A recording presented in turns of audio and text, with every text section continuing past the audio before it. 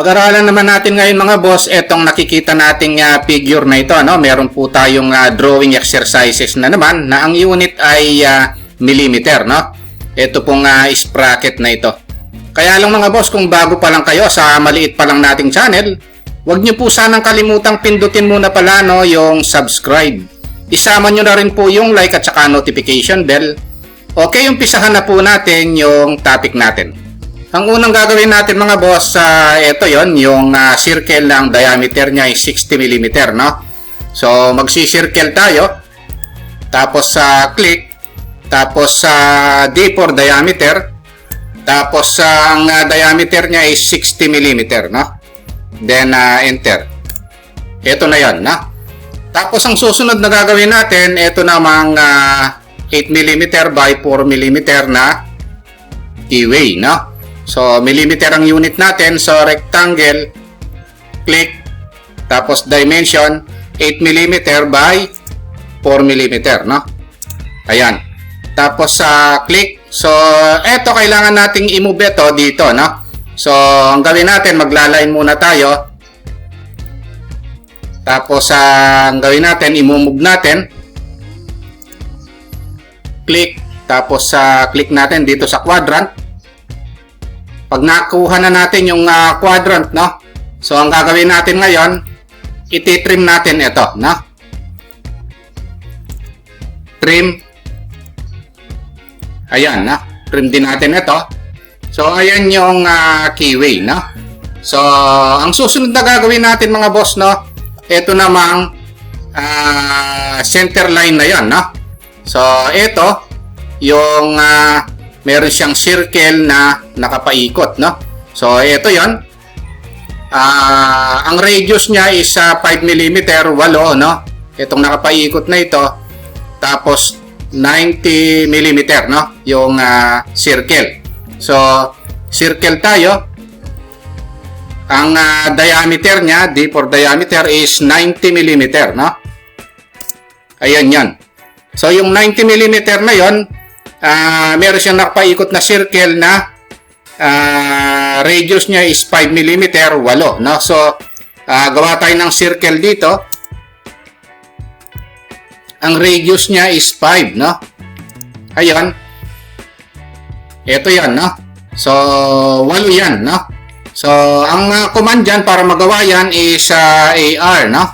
So, array. Tapos, sa polar, ang center, ito. Ilang piraso ilagay natin? 8. Ayan na, yan na. Yan, so naka 360 siya. So, ito na yan, na. So, kaya lang palitan natin ito. Center line ito. Kulay red. Ilagay na natin ito, na, para hindi tayo malito, na. Ngayon, ang susunod na gagawin naman natin, ito na ang circle na ito, na. So, ito yon na ang diameter niya is 120 mm naman, no? Circle, sa may center, ang diameter niya is 120 mm. So, ayun yan, no? So, nakagawa na tayo. Ngayon, ang susunod na gagawin natin, mga boss, ito na. Ito, no? So, kaya lang, para magkaroon tayo nito, kailangan natin gumawa ng center line na lang, no? Muna, no? So, gawa muna tayo rito para hindi tayo malito. Ortho on natin. Ayan, gagawin muna natin yung center line na yan. Vertical, no? Tapos, ang gagawin natin, meron din tayong gagawing horizontal, no? Ayan yan, no? Tapos, i-match properties lang muna natin para hindi tayo malito. Ito yon. Tapos, gawin na natin ito, no? So, para magawa ito, kung nakikita natin ito, merong 30 degrees dito, no? So, kung 90 ito, plus 15, kalahati kasi ng 30 degrees, bali, lalabas siya na 105 degrees ito, no? Ngayon, ang gagawin natin, i-click natin ito, yung polar tracking, no? I-set natin yan sa by 15. Ito, no? Itong polar tracking. So, maglaline tayo ngayon dito sa center nito. Ayun, no? Nagtatrack siya, oh. So, ilalagay natin Kung 90 ito, plus 15, ang gagawin natin dito, dapat kunin natin dito yung 105 degrees, no? So, 105 degrees, ito yon. O, nag-track na siya sa 105, no? So, kasi 90 plus 15 is 105 degrees. So, ito na yon. Ngayon, ito 60 degrees, no? Tapos, 105 plus 60 degrees, bali 165 degrees, no? Ang gagawin nating line dito. 165 degrees. So, kung mag-guide tayo rito, ayun, kailangan makita natin yung 165 degrees. Ayun, nakita na natin, no? 165 degrees. Click. Ayan yung magiging guide natin, no? Dito, sa paggawa nito. Ngayon, tingnan natin yung radius nito. Ito, nakikita natin ang radius niya.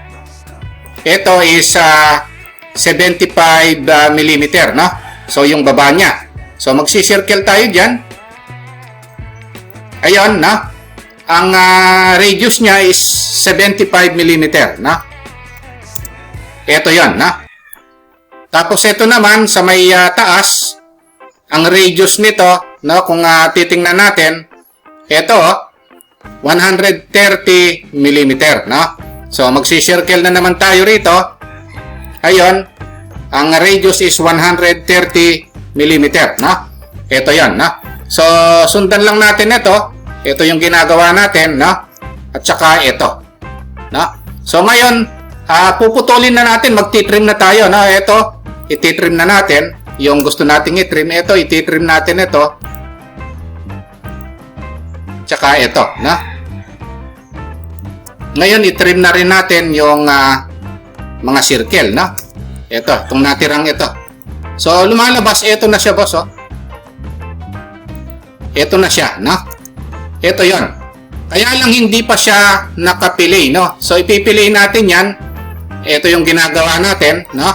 So, apat na radius 25 mm. So, 25 mm ito, 1, 2, 3, 4, no? So, ibig sabihin, pipiliin natin, ang radius ay 25 mm. So, ito yon. So, dalawa lang ito kasi imi-mirror natin mamaya doon, no? Tapos, ang radius naman ito is 10 mm. Apat, 1, 2, 3, 4, no? Kaya lang, ito lang gagawin natin. May-mirror natin doon, no? Yun yung technique, no? Pili radius is 10 mm, no? Ayan, no? Ayan yung 10 mm. So, ang ginagawa natin yan, mga boss, ito, no? Ayan, pinili natin ito at saka itong corner na ito, no? Ngayon, pag nagawa naman itong isang ito, na-discuss ko naman yung command na mirror para hindi nagagawin dun sa kabila, no? So, base point dito, papunta ron. Ayan, so nagawa na ito, no? Ganun lang kadali, mga boss, to. Itong paggawa nitong nakikita natin ito, papunta ron. Sundan lang natin yung mga sukat, no? Ang susunod na gagawin natin, mga boss, no? Ito na, no? Yung mga circle na ito. Tapos, ang detalye niya, mga boss, ito, meron siyang circle na ang radius is 115 mm, no? Tapos, radius ng mga circle na ito ay 15, no? Tapos, 7 sila, no? Gawin muna natin yung circle. 115 mm yung radius, no? 115. Ito yon, no? Pagkatapos, ititrim muna natin. Ayun, no? So, ito yon. Gagawin na nating center line ito, mga boss, no? Bali, ito yon. Tapos, mag-i-start yung circle na mga ito, no? Sa 30 degrees, no?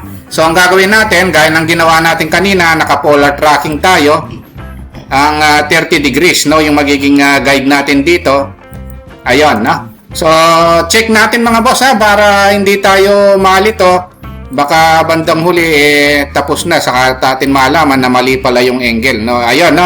Na-check na natin. So, ibig sabihin, ando ko lang, i-match properties ko siya. Ito, magiging guide kasi natin ito, no? So, dito mag-uumpisa yung mga circle na yon na ang radius is 15 mm, no? Circle tayo. Tapos ang radius niya is 15 mm, no? Ayun. Pagkatapos niyan, ang gagawin natin, mag-array na tayo. Ang command natin mga boss, AR, no? Tapos select natin ito. Dito tayo mag-center point, pero polar yan, no? Dito. Tapos ilang piraso nakalagay naman doon, 7, no? Ang fill angle niya 120 degrees. So ito yung i-set natin. 120 degrees. Ayan, no? Ngayon ang direction niya dito, no? So ito yon, tama yung direction na nilagay natin. Then enter. So ito na yon, no? So once na nagawa na ito, ang gagawin naman natin, ito na. Yung circle na ito, no? Na diameter niya is 300 mm, no? Circle na naman tayo dito sa gitna. Tapos ang diameter, D for diameter is 300 mm, no? Ayan. Ayan, once na nagawa ito na yung detalye ng mga ngipin mga boss, oh. So rectangle tayo. Ito yon, no?